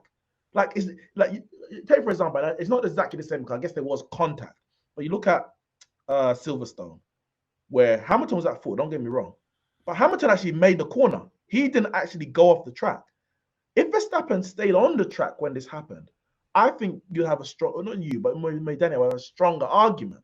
He didn't even stay on the track. And as I said, the guy is not a rookie. I think there's, personally, I'm not going to say something sinister, but I think there's intention behind this incident more so than just he messed up. No, I agree. I don't think he messed up at the corner per se. Like I said in the chat, I genuinely believe that he's got enough steering, he's got enough, of a correct speed, and he's got enough braking in place to make the corner. It's about halfway through the corner he realizes that he needs to make a decision. His decision is keep Lewis behind me. It's as simple as that. I just think he accelerates through the corner a lot earlier than he should, which deliberately pushes him wide out of the corner. I don't like if Lewis wasn't there, if Max took that corner exactly the same, his entry, his braking point, his speed, his cornering was all exactly the same, but there was no car next to him, he makes that corner. He doesn't even go off the track. Because he doesn't accelerate. He makes the corner. He makes the corner. So he decides to go that wide. He makes a conscious decision because you know what? I'm gonna do it. I need to keep him behind. I need to keep Lewis behind me. So, but I'm sorry. Let me just interject here. I think at that point it's the only decision he can make, because if he locks at that point, he's going round. At the time that you know that you've made that mistake, if you try and correct that and actually try and make that corner, you're going round. Wait, what mistake are you talking about? I'm not saying he made a mistake. But I'm saying he made a mistake. That's what I'm saying. I think he's made a mistake there. I think he's overdone it. He's overdone his maneuver. He's trying to make that corner. He's not making the corner. The only thing he can do is go out wide. I just looked at it, I was like, this is wild. Like, there's like, you could fit, even that image I had wasn't even you've seen different images where you can fit about 2 more cars in between, let alone Lewis, Max, and how wide he actually went. But it is what it is. Hamilton came back from, I think, 20th in the sprint, 10th on the track, and won that race. And it was like, all right, last few races, we've got Brazil, Qatar, Saudi Arabia, and then Abu Dhabi.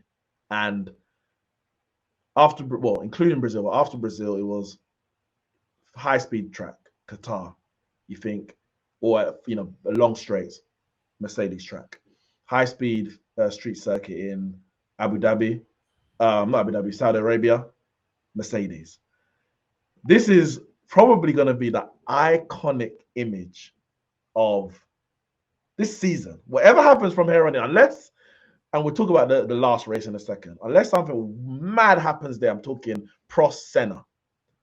This, I think, is going to be one of the iconic image. This and a few of the others out here, but this one here, where Hamilton needs to win this race to really have a chance to win the championship. If Verstappen wins, he's going to be 14 points clear going into the last race, excluding any fastest laps. And that's too big of arcs, unless something really mechanically goes wrong with Verstappen.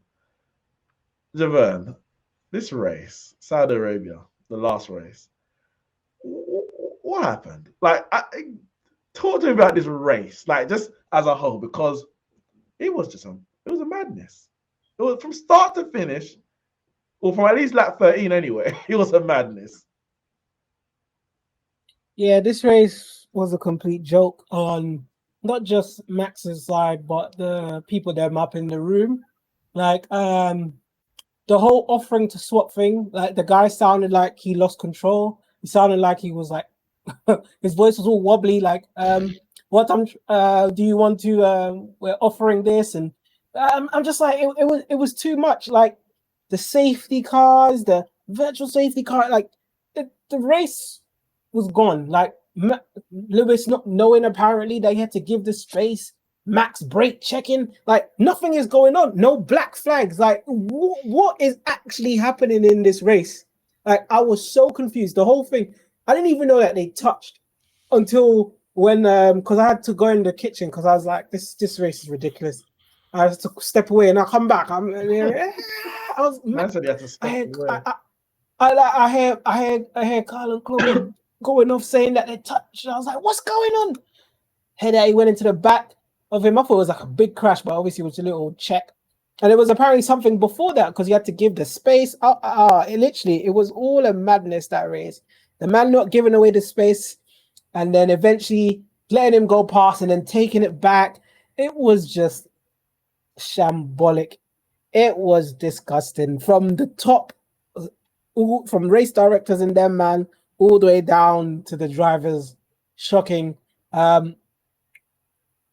Lewis following so closely behind him. Don't know what's going on there. And he's slowing down. Max then brakes and then speeds off. Like both of them there, like I don't know what's going on. It was a madness of a race. Max going back and then taking Ocon and then Hamilton to go in first. I was like, yep. That's when I was like, this is it.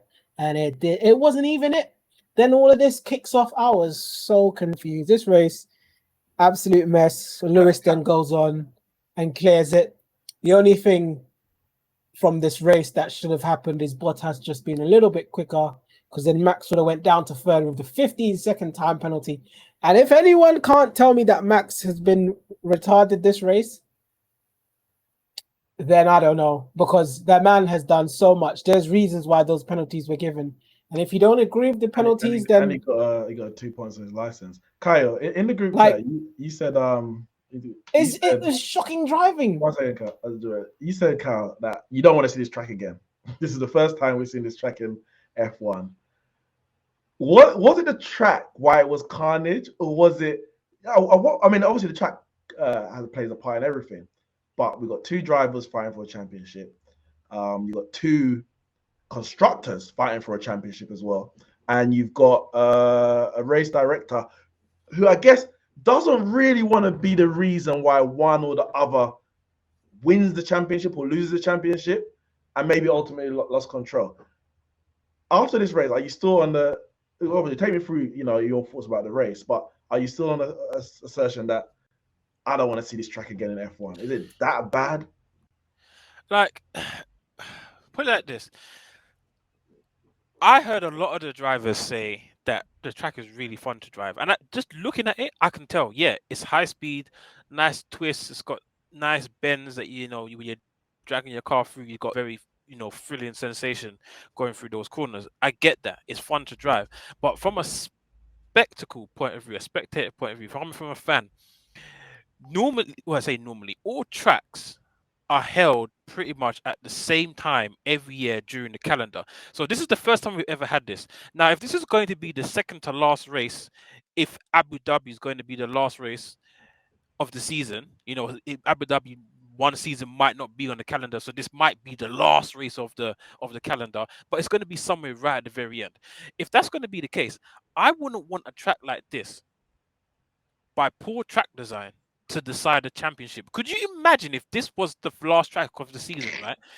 And some massive crash is what gave us the roundup to the championship decider, I'd be absolutely livid.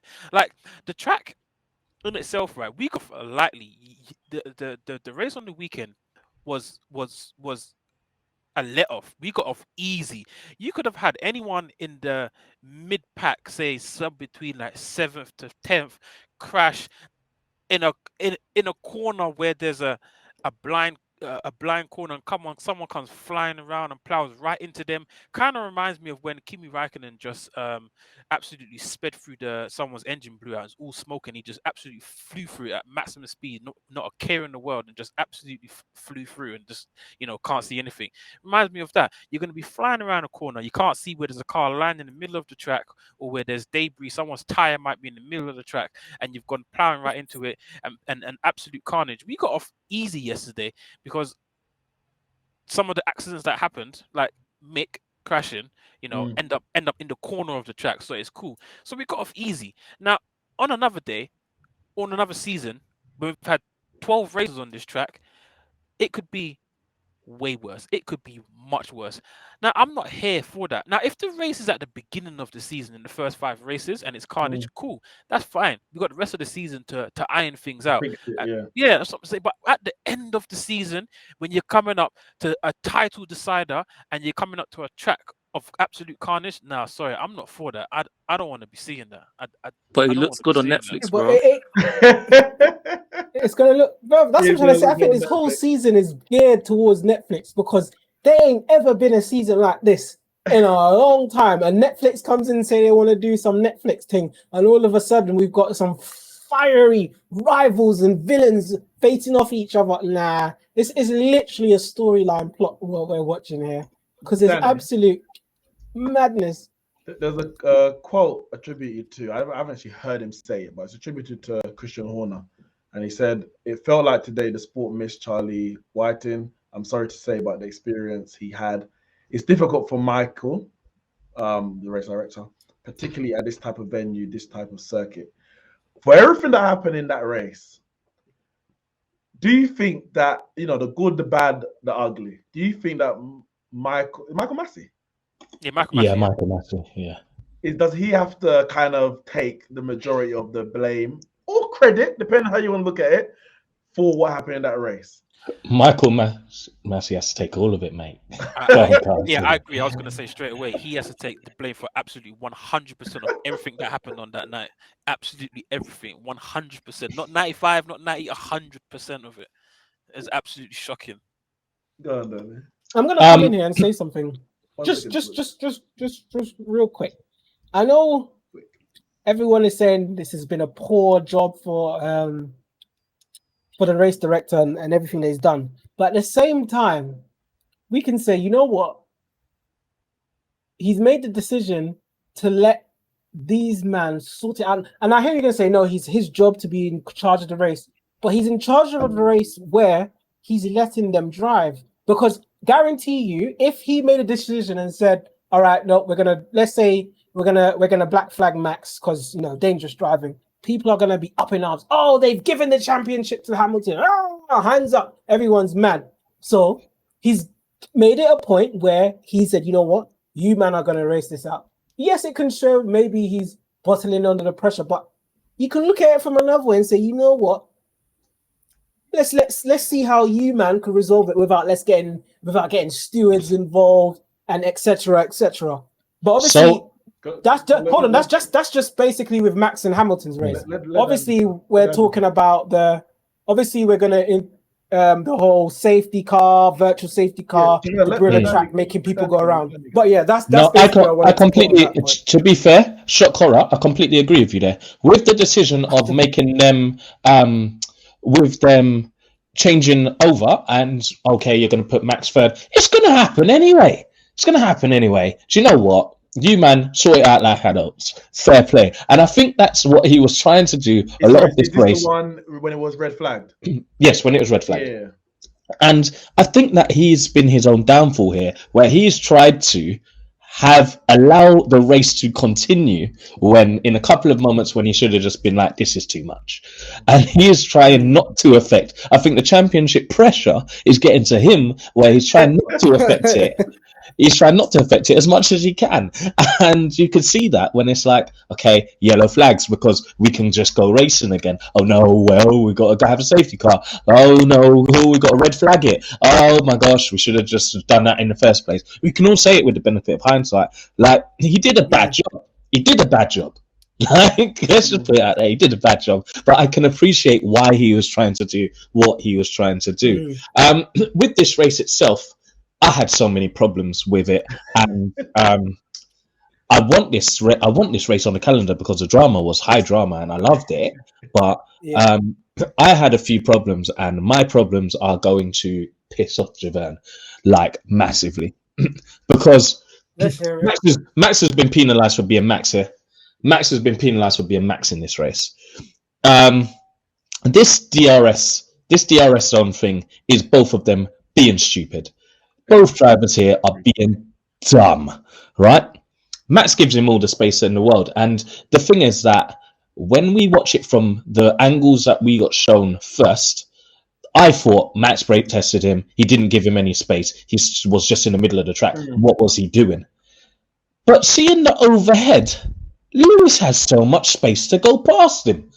And I don't understand this whole when he went into his interview, and I think this has it must have partly to do with the fact that the race was so stop-start that it threw Lewis a bit, because there's no reason for you to slow down if your championship rival is slowing down and giving you a gap. There's no reason that you do that. We talk about DRS zone, could have got him back. Mate, you're in the Mercedes, mate. You're going to pass him. You was going to pass him this race, right? Let's not act like you're not. You're going to pass him. You're playing a stupid game that you didn't need to play. Now, with Max going back to the middle of the track, this guy's not passing me. This guy, I've given him space. He's not passing me. And the DRS line is coming up. So is he going to go around? At the point where Lewis is behind him, I don't think Max even knows where the hell he is. If I'm honest, I don't even think he knows where he is. And he sees the DRS line, and his focus is, oh, DRS line. Oh, let me slow down and make sure that he's past me. Yeah. And then he does that. Oh shit, Lewis is behind me. Oh, I've brake tested Lewis. And he does brake test him, of course, because he brakes. I agree. I don't think he intentionally brake tested Lewis in the sense that he's behind. You know, that's behind a safety car sometimes. And you try and so you're basically trying to get them to hit you. Or get that advantage. I don't think he did that at all. Or intentionally, should I say? But my bigger my bigger issue is with the lap 43 incident. Lewis Hamilton hits Max Verstappen. Lewis Hamilton hits Max Verstappen in turn 1 and gets no penalty for Lewis passes him. No, this is where he gets his Verstappen gets 5-second penalty for staying in front. Lewis Hamilton hits Max Verstappen and makes him go off the track and makes him run. He hits him into turn 1. Lewis Hamilton hits Max Verstappen. I need to see this. Send this. You know you can't send it now. Send me this, because all I remember was Max braking, and when Max brakes, Max makes the corner. Lewis hits. Max makes the corner. On lap 43, he makes the corner. He makes the corner. He is making that corner until Lewis Hamilton hits him. Well, I'll watch that back because I don't remember that. You know what? Like I said, I don't remember seeing that. I'm not saying you're wrong, but I'll watch after this. I'll watch back and I'll have a look. And if that's the case, then I'll hold my hands up. So what was Lewis taking him? Was Max giving Lewis was no? They went into the corner side by side. Max broke late, but he did basically the similar thing to what he tried to do in Brazil. Apart from he was making the corner, Lewis turns in super early, and turns into Max. Is this before? Is this the? This is after this incident. After this, because this is lap 37. This incident. Yeah, so this is lap 43. This is an incident. What lap did Hamilton? I need to watch this back because I don't even remember this. What lap did Hamilton? Because the lap after. Oh, the lap after. It was the lap after. There was a lap where Hamilton passed Verstappen, or he allowed him pass, and then he took the position back immediately. Mm-hmm. But that's not lap 43. Yeah, this is that incident. Oh, that's that incident you're saying. This is that incident. Yeah. Sorry, no, it was a lap. I think it was a lap after. It was a lap after or something like that, where they went into the corner. They went into the corner together. It was the same incident, wasn't it? Yeah, it was the same incident. So they go into the corner together, and Max stays ahead. Max ends up staying ahead. Right now, if you watch that corner, right, if you watch that back, Max and Lewis both. The only time I remember hitting was the brake check. That's the only collision. No. I remember that. Lewis hits I Max. can't remember. I'm just trying to remember the process of it. It's kind of going off my. But Danny, you have to remember, Max didn't get the 5 seconds for the contact. He got the 5 seconds for. No, why did Lewis not get a penalty? Is my question. I mean, there was. That's my question. I mean, there was literally. He got a black and white, no? Oh, he might have got a black and white. Lewis got a black and white. Black and white flag. That means He got nothing. black and white. Means nothing. Max Means nothing. got a black Get and a white penalty, flag mate. the other race. Hold on, mate, Max got means Max nothing, got a mate. black. No, sorry, stop. Max got a black and white penalty for the weaving, and I didn't see no one complain about that. So why are you complaining that he got a black and white flag? Weaving and a collision are two Listen, that completely is different disgusting. things. Come on, now. Hey, listen. Come on now. Come on now. Are we really gonna say that weaving was not dangerous and that weaving was okay to be done on the track? Let me show you. You saw that. Hey, look, if you are gonna actually sit there and say that weaving was not dangerous, and the thing is, he's always been doing that, and he's been told how many times to stop. Weaving and having a collision are two completely different things. I don't remember this collision that you are on about. I need to see it. Please send it to me. I need to see this because I do not remember this collision at all. The only collision I remember, like I said, was the brake check. I'm trying to. Let's see. I remember. I remember which. But if there was a collision, then obviously he got a black and white for that, innit? Yeah, and there's been plenty of black and whites that Max have gone. And you know what? Like I'm trying to be sure because I don't think he got a black and white for the collision. I don't think it was for the collision that he got a black and white for. What would it be for then? I remember them saying that he got a black and white, and I feel it was for that. I'm not sure what else it would have been for. Let me see. He's a lap. But so if we watch that back, when you look into that corner, they are both going to. Max is definitely making the corner. All right, and we will all see that Max is making the corner. All right, you will see Lewis turn in to that corner too early, and he turns into that corner too early and hits Max. I think that's what you're saying. Because in that incident, the reason that Max stays ahead of him there, and that's why Max ends up giving him the place back again, because that's why I told you didn't need to do that. All right. So lap 42 is when Max let him through. And he took back the place. Yeah. And then lap 43. Okay, it's coming up now. I think this one.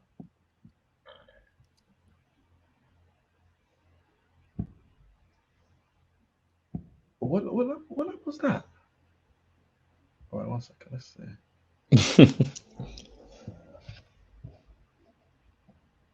Okay, it wasn't. I don't think it was. I don't think he touched him there. He didn't touch him there. It wasn't lap 43. I don't think it was. I know what lap you're talking about, but it wasn't. That wasn't a touch. There's not a touch. They showed a replay of it. Lap 43, Max did run wide. Sorry, yeah, Max ran wide, but they didn't touch there, bro. But looking at lap 42, he goes past him, and Max takes it back. Sorry, I've sent you lot the wrong time. He backed. I've sent you lot the wrong time. I'm looking at something at 550. Is that it? Yeah. No. Hold on. 1 second. Because if you're looking at 550, he didn't even touch him. He backs out of it, and Max goes wide anyway. What happens is, if you're looking at what happened, there's a replay. There's no way they would miss that. Yeah, there's a replay showing at 550, but I'm not sure what lap that is. Where? No, that's not it. It's earlier than this, mate. That's not what you're talking about. Nah, I need to find it again. Because I'm thinking it must be because that wasn't a collision. So no, I've sent the wrong time code. code. That's fine. We'll take this offline anyway. But yeah, cool. Listen, but yeah, we look into that. Lewis should have got a penalty for that. A black and white flag for weaving. That's the sort of thing we should be getting a black and white flag for, because it's like, don't do that. Running overrunning corners like everyone was doing in Bahrain. That's black and white flag territory. Causing a collision is penalties. And so Max got penalized. Max got penalized in this race for being Max because certain things that he would have got a penalty for that. Definitely, because everyone would have blamed him. Everyone would have just been looking at the collision itself. They wouldn't have even paid attention to the fact that Hamilton ran wide. So my question to you before I have to head out: did Max do wrong on this race? Yeah, he brake checked Lewis, but which he shouldn't have. And that's it. That's it. He should have just stopped. He should just stop trying to be dumb with the DRS on and just let him through. And the whole overtaking thing and giving back the place, that wasn't wrong. Oh, I would have done the same thing. Okay. If you're told strategically, you would have gotten the penalty for that. Yeah, I would have gotten the penalty. It was strategically give back the place, and then also that's what you're thinking to do, and then you just take it back. I would have probably done the same thing. And going wide on the overtake, he didn't do. That's right too. That's when he hit him. That's when Lewis hit him. You see with me, and it's oh dear. I agree. Max was being Max. I 100% agree. And in all these incidents, I think Max is being Max. He's being himself. And as a said, I don't want him to stop being himself because we won't be having this discussion if he stopped being himself. But as Javon also said, it's about calling a spade a spade. Now, granted, he was penalized at different stages of the race, as he should have been. So I've got no issue how the race panned out because I think what happened and what the consequence of what happened was correct. We know, I said, for me, as you said, Lewis and Max were both playing games like that DRS line, and it resulted in that collision. But ultimately, the only fault in that incident was Max with the brake testing. Lewis got himself in that position because he was playing a game with Max. But the fault, you don't have to get to the DRS line first. And Lewis is allowed to slow if he wants to. But as you said, why would you do that unless you're playing a game, which he was? So he was partly the cause of the crash by playing this game. But Max was at fault for actually doing something wrong by brake testing, even whether or not he meant to do it in a way that it transpired. But I think it was on the first restart where Max is in first, Lewis is in second. Lewis takes him down, like he's literally clear of him. But Max, again, like a few of the other incidents, it's just like I'm keeping the lead. By hook or by crook, and often it's by crook. I'm keeping his lead because a lot of other drivers, and as they should, even if you're a racer or whatever, Hamilton's got the corner. You have to back off. But Max doesn't back off. And of course, I said he was penalized rightly. They dropped him back for the next restart, and he has to start from third. And he had a great overtake up the inside on both Ocon and Verstappen. And I guess when Max is being Max, it's either he's going to do that great overtake because he's always going to go for it, or he's going to do it illegally like he did in the first restart. And that's what you get from Max. You get, I guess, hot and cold, you might say, or like on the limit or just over the limit. And I think a lot of this season for me, he's just been over the limit. But I wouldn't change it for the world because we are where we are because of this. Now, based on everything, no, we need to move on. I know we need to because I need to go. You said you're gonna say something. Let me just say it's gonna be quick. Stop. Let me go and say, and if you want to rope it into your answer, fair play, but please do it very quickly. We're going down to the last race. Are we expecting fireworks in this last race? Go on, Javan. Yeah, I think there's going to be fireworks. I think Max will probably go out and win it because laws of average and that, and he hasn't won races in a while now. The pressure could go to him, but this season has just been set for Max to win it. So, and all he needs is what he doesn't even need to finish the race. If Hamilton, all he has to do is take out Hamilton, and he's won. Like the whole Senna and Frost situation, and so I've given up hope a long time ago, and I think Max is going to win it on the final day. And just to go on to just to touch a little bit on something else, I just looked back at the video at a different timestamp, and it's the same incident that is at 5:20, and Lewis does not touch Max there. The No. commentators don't even talk about it because it's not a touch. No, Lewis backs out of it. Go to 420. 420. Yeah, I looked at it. It's the same one. It's the same replay. 422. It's a replay. Yeah, I know what you're talking about. It's the 422. At the 550 or whatever is a replay of 422. And he doesn't touch him. He backs out of it. Max is gone. There's no contact at all. I just looked at it. So that's out of the window. That's why nothing was given, because there was no contact. And also onto a point that you were saying, the reason why Max got this penalty is because when you drive on the limit is a fine line between limit and penalty. And Max does it on the limit really well, but when he goes over it and it's over the limit, he gets the penalty. And that's why he gets them, because sometimes he pushes just a bit too much to the point where a penalty is given, which is why I think this race here could go two ways. Max wins or he crashes out Hamilton. Kyle, Can I ask a quick question? Go. Who do you prefer to watch race driven? For me personally, I want to watch a good race, so I don't have a preference on who I want to see. This is a thing that goes across the football. Everyone gets at me like, "Oh, why do you like beautiful football?" I don't care as long as there's a win. So it's the case of Formula One. I want to watch good racing, whether it's Max being dirty or Lewis being a clean driver, or Alonso, even Alonso defending, or what's that guy's name? Vettel doing it. I want to see a great race. I don't care who it is. I want to see a great race.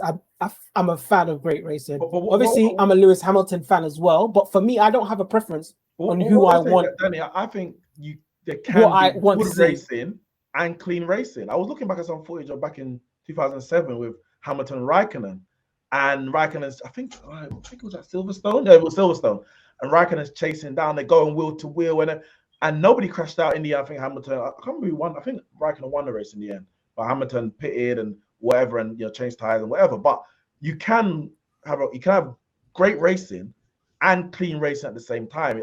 I don't think it has to be one or the other. But no, I don't think so. One or the other.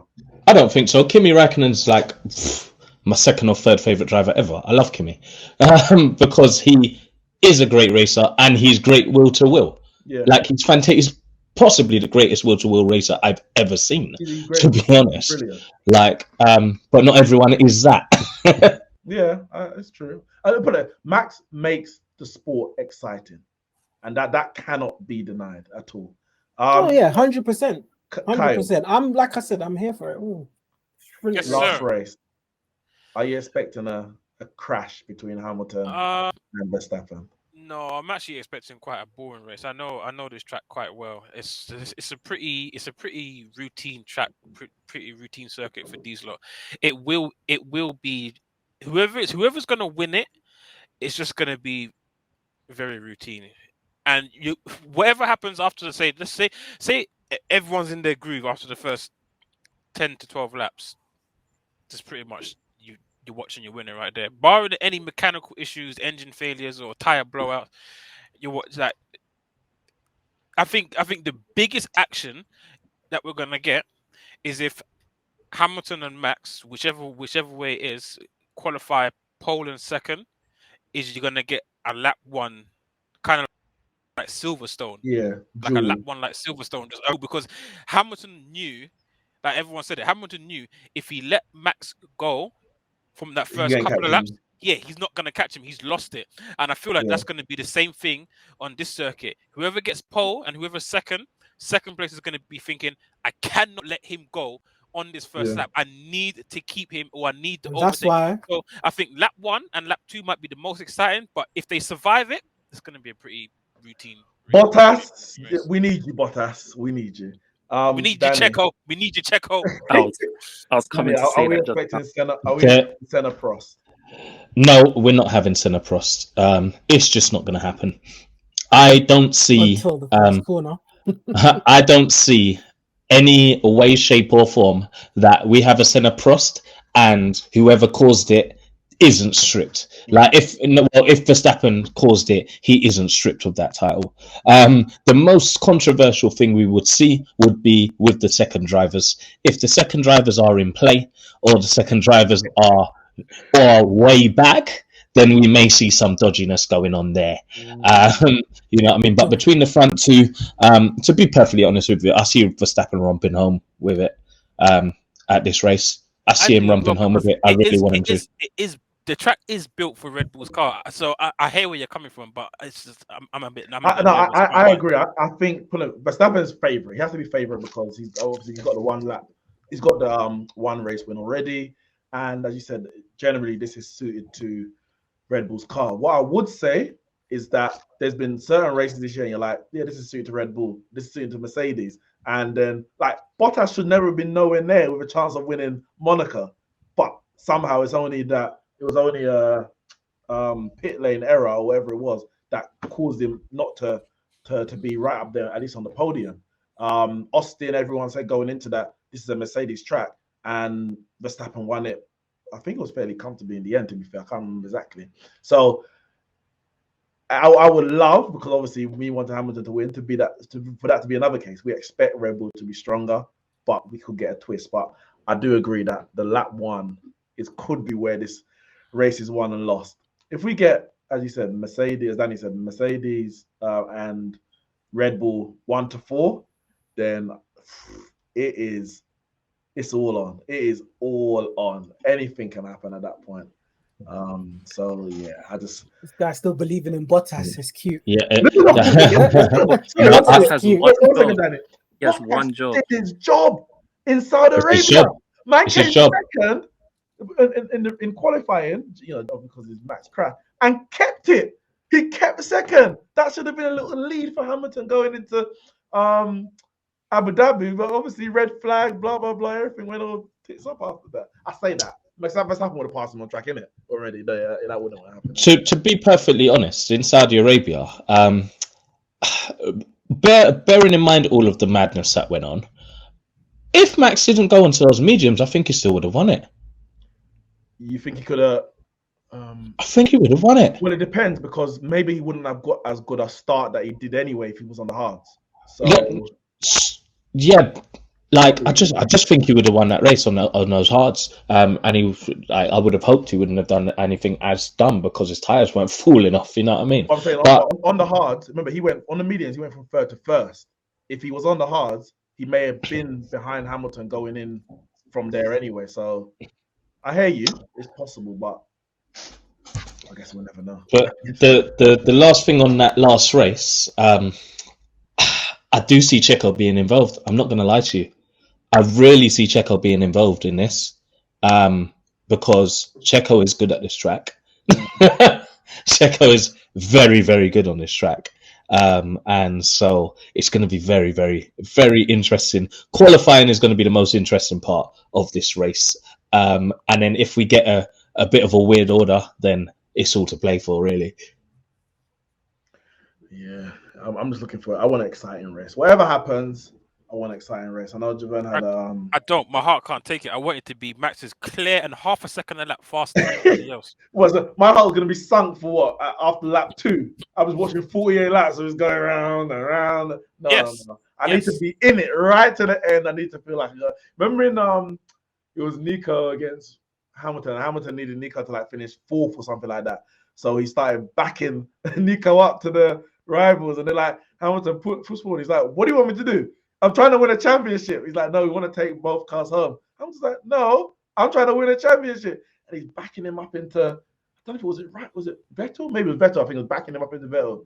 I need to see something. I need to go into that last 10, is this a one stop? Yeah, one stop. Yeah, it's a one stop track. Could be a one stop race. At least when they stop, there needs to be a thought process about more than one person can win the race. It can't be this man's clear, and it's going to take a DNF for. No, there needs to be some excitement. It needs to be like how. It needs to be like how when Max couldn't take the fastest lap because Ocon was too close behind. It needs to be something like that where it's like, nah, we can't pit because if we do, we're going to end up behind this man and it's going to be a problem. That's what I would love to see. I was so happy when they said that, Max, you can't go back out. Ocon is there. And so happy. If he did pit, he would have ended up way down because of the 15 seconds. Yeah. In the end. I'm telling you all now. Checo goes long, holds up Hamilton. Yeah, and Checo can actually hold a Hamilton, whereas Bottas can't hold up nobody. So, I mean, to be fair, at that point, the fastest lap didn't even really matter. I mean, say Max gets it and he's leading by 1 point. It's the situation is still the same. it's for the Netflix story. It's for the Netflix. You're not understanding this for the Netflix, We need isn't to level going in to the last race. But listen, guys, make sure let us know your thoughts in the comments, obviously on YouTube and on our social medias. Let us know what you think is going to happen in this race and after this championship. Depending on, we're going to have a discussion about GOAT, greatest of all time F1. But we ain't going to have it now because there's still a lot on the line. But just have that in your heads. Before we go, obviously we got Nat here, Liverpool fan. Liverpool sneaking a cheeky victory against Wolves on the weekend. But you more want to talk about Romelu Lukaku, who you predicted at the start of the season. It was going to drag Chelsea down to 5th, where most people thought he was going to drag Chelsea into a title race. Now, obviously, they lost their last game against West Ham. So they've ended up the 3rd at the moment, Liverpool 2nd, Man City 1st. Quickly summarize, I mean, are you still backing your prediction? How do you think Liverpool can fare in this title race? Can you actually win your 2nd ever Premier League title? Yeah, listen, I can see us doing it. Like I said at the beginning of the season, the only time I worry a little bit is during the AFCON when obviously Salah, Mane and Naby Keita go. But other than that, I still think we can do it. Like, obviously, Chelsea have liability Lukaku, and they don't. Werner doesn't score. Hakim Ziyech doesn't. He's only starting to show signs of what he's capable of. So, yeah, and what's his name? Reece James is their highest goal scorer. So, like, when you're relying on your right back to score your goals, you know something's wrong there. Wait, is it actually Reece James? Or you're kidding me? No, I think it is. No, you're not. Mason Mount scored a hat trick, man. Come on. Wait, he must be. It can't be. No, it's Reece James. I'm telling you. He's got 5 goals and 5 assists. Mount's got 5. Yeah, Mount's got 5 goals and 4 assists. Oh. They're relying on their right back to win Mason games. Mount played more games. They're relying on their right back and their centre backs to score goals from set pieces and stuff like that. So they won't win. So, that sounds like and obviously Man United. So, and City, they're doing City stuff, but I just have faith in my team, man, that we can do it. Just before Danny has to head out, I just want to ask quickly. Obviously, big Spurs fan, Antonio Conte in. We know you're in the Conference League, but you must have hope for the season with Antonio Conte at the helm, even though Harry Kane has completely left his shooting boots. God knows where. You know what? With Spurs, right? We will see now if the problem is really the squad.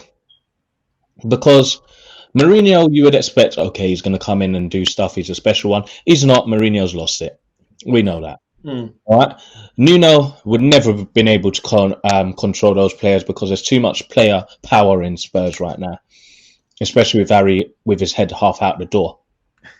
So if Conte manages to bring us some results, happy days, brilliant stuff. And we might be able to see, oh, maybe it wasn't the squad itself. But right now, I'm not that confident. I think the squad is too broken and too fractured and there's too many egos in there to make us do anything right now. And like my most annoying thing is that, forget what Arsenal are doing, my most annoying thing is that West Ham are doing great because they just have a squad that wants to be there and wants to just play football.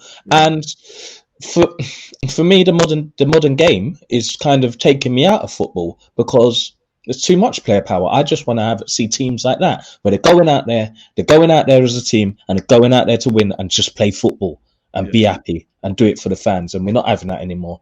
A lot of them are in there just for the money, and I can't take it at all. I heard that. Well, listen, guys, we're heading into a massive weekend of Formula One, the finale for the 2021 season, Max versus Lewis, down to the absolute wire. And of course, we're heading to the busy Premier League Christmas period. So we're going to be obviously hearing and seeing much more from us discussing all of that. But I tell you, listen, on Sunday, half the group is going to be smiling like a Cheshire cat, and the other half is going to be, our half might not even be seen. It might be actually a good bit quiet from the other half because one way or another, someone is walking away the championship and someone is walking away with their tail between their legs. The Formula One season hits the finale. We've been Neeks Sports Podcast. Kyle, Nat, Danny, thanks for joining. Of course, Javern, he's just left. Make sure you like the video, like the podcast, subscribe and follow on all the audio and video platforms. Follow us on all the social media. I'll be